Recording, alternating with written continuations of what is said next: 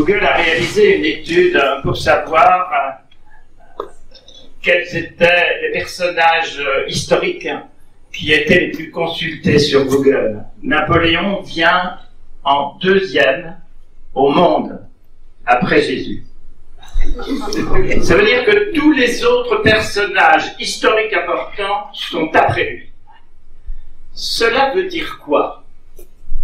Cela veut dire sans doute que l'empereur, que le général Bonaparte, le premier consul et l'empereur, était un personnage beaucoup plus complexe, qu'on a bien voulu souvent nous présenter, et notamment dans nos écoles en France, comme un conquérant ivre de sang, avec le sabre entre les dents, et voulant soumettre l'ensemble de l'Europe. Dans ma conférence, que j'ai appelée la bataille des trois aigles, parce qu'à Austerlitz, que nous célébrons ce soir, l'aigle napoléonien était face à l'aigle à deux têtes de la Sainte Russie et à l'aigle à deux têtes du Saint-Empire romain germanique, dont l'empereur d'Autriche était l'empereur.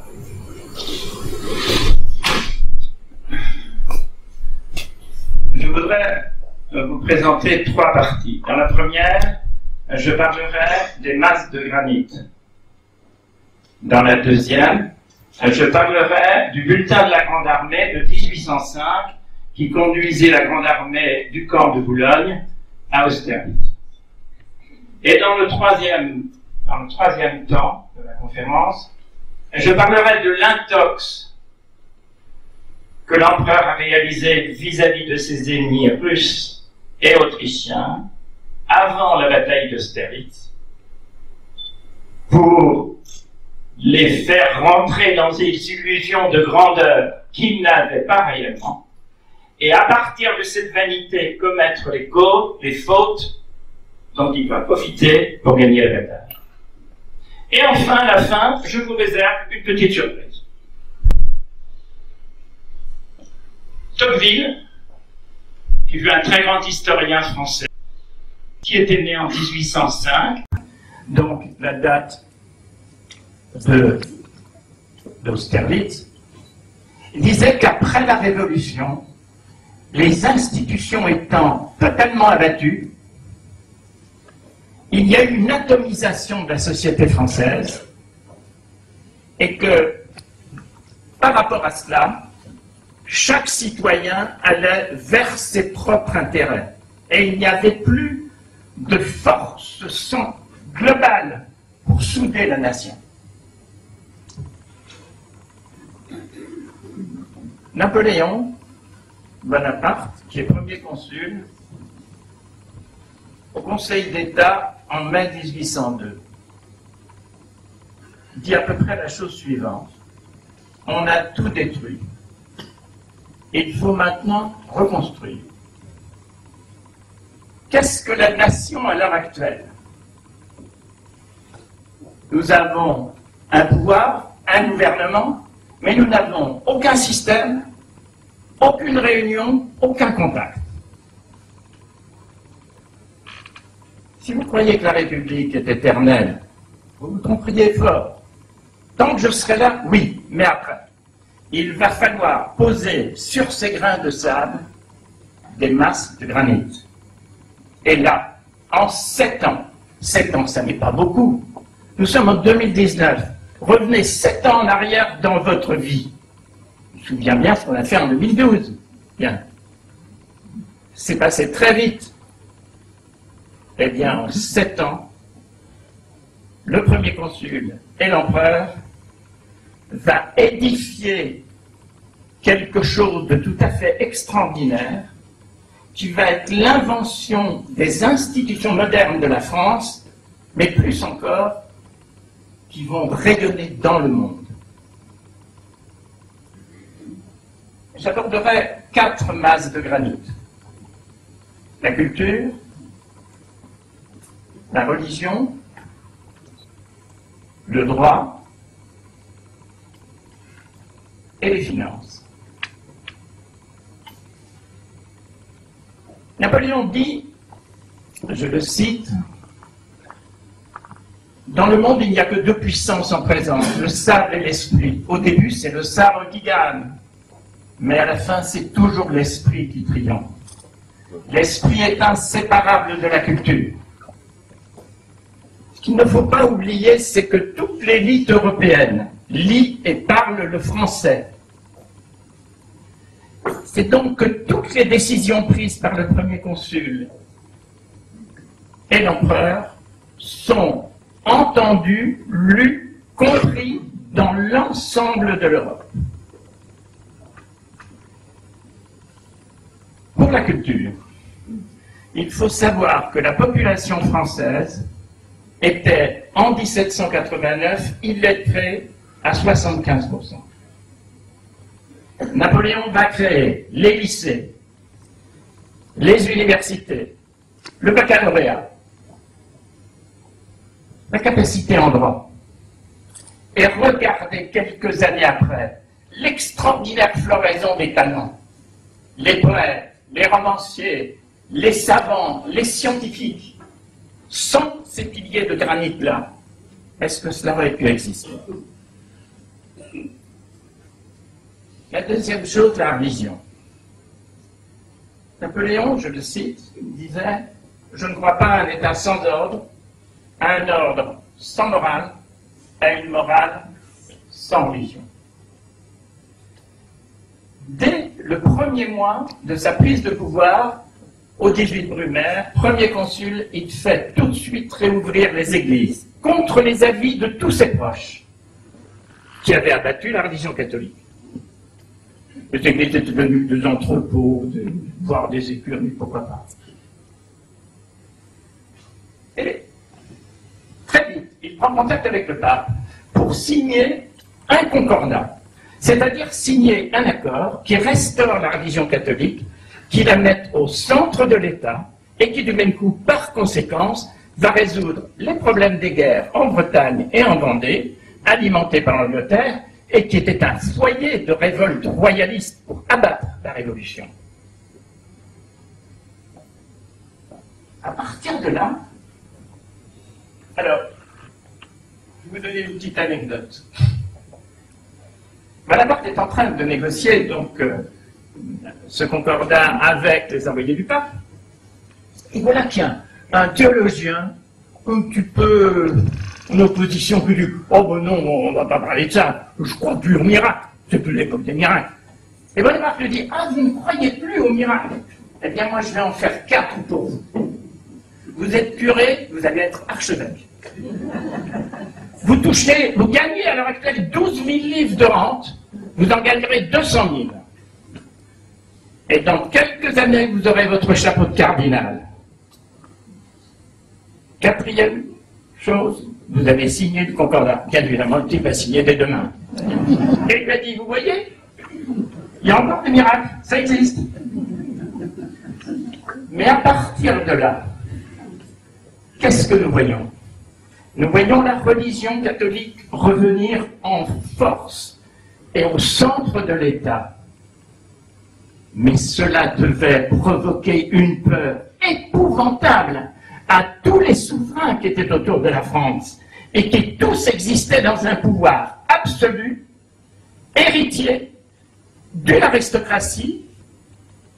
Voilà que cette façon de remettre la religion catholique au cœur du pouvoir leur laissait entendre que le premier consul était en quelque sorte en train de détourner le divin au profit de la France.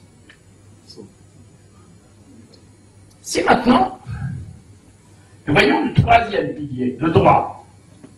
Napoléon, dans une lettre qu'il écrit à Soult, en 1805, dit « Nos amis n'ont pas compris qu'il n'y a de beau que ce qui est juste et utile. » Et quand il y avait un débat au Conseil d'État, qui dure un peu trop longtemps, Napoléon intervenait et disait « Est-ce que c'est juste? Est-ce que c'est utile ?» Juste, c'est le droit. C'est-à-dire la place du citoyen français dans l'État. Napoléon va créer le Code civil. En voilà un exemplaire, un original de 1808. ce code civil a rayonné dans l'ensemble du monde. L'ensemble. Il a donné la possibilité aux citoyens de savoir d'abord qu'ils seraient jugés de la même façon dans le sud de la France que dans le nord. Ce qui n'est pas le cas, hein. Il va lui donner la possibilité aussi de comprendre ses droits et ses devoirs. Et aussi va prendre en compte la propriété, mais aussi le parcours d'un citoyen de sa naissance jusqu'à sa mort avec les héritages, et bien sûr en passant par le mariage et également le divorce. Ce code civil a rayonné dans l'ensemble du monde. Mais Napoléon y a ajouté, Bonaparte et Napoléon y ont ajouté, le code du commerce, le code criminel, le code pénal, a réformé la totalité de la justice. Tribunal d'instance, cour d'assises, cour de cassation. Et puis il a créé aussi des contre-pouvoirs qui vont redonner de la force aux citoyens. Le juge d'instruction, qui instruit à charge et à décharge. Quand Napoléon a créé le juge d'instruction, il a dit « Je crée un pouvoir plus important que le mien ». Il a créé aussi les tribunaux de prud'homme, puis le Conseil d'État. Il a institué un cadastre qui permettait non seulement de définir les propriétés, mais aussi de définir l'assiette fiscale, tout le système qui allait travailler sur la quatrième dimension, le quatrième pilier, les finances. Au moment où Bonaparte prend le pouvoir, le trésor de la France est vide. La corruption a régné partout. Celui qui s'est enrichi le plus, c'est Barras, le premier directeur. Napoléon va créer la Banque de France. Il va créer aussi le franc germinal, avec parité sur l'or et l'argent, qui va aller sans dévaluation, une monnaie stable, jusqu'à la guerre de 14. Il va créer 22 chambres de commerce pour donner une impulsion aux entreprises françaises. Il va créer en organisation générale de l'État les préfectures, les communes. Il va définir, par rapport à tout cet aspect des finances, il va définir la Cour des comptes, il va organiser une comptabilité générale. Voilà maintenant l'État avec un socle financier solide. Mais imaginez la peur de l'Angleterre, dont toute la richesse repose sur le commerce. De voir s'établir en France une puissance qui se donne des moyens de sa force. Michel Vinocq, un très grand historien qui vit encore à la Réclère, a cette expression, l'incendie de la Révolution, la flamboyance de l'Empire.